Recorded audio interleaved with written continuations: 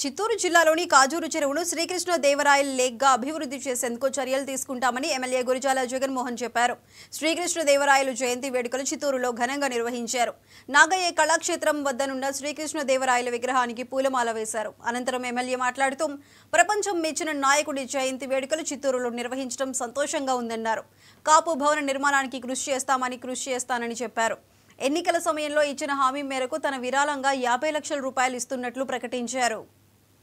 శ్రీకృష్ణ దేవరాయల చెరువుగా దానికి నామకరణం చేసేకి మున్సిపల్ ఆర్డర్స్ కానీ మున్సిపల్లో ఒక కౌన్సిల్లో పెట్టించి ఆ నామకరణంతో పాటు అక్కడే ఒక గోశాల, children's play area, park, tank walking చేయడానికి, అలాగే చిత్తూరులో ఎందరో మహనీయులు మన చిత్తూరులో మనం చెప్పుకోవాలి అంటే ఆదికేశవ నాయుడు గారు ఒక గొప్ప చరిత్ర కలిగిన నాయకుడు.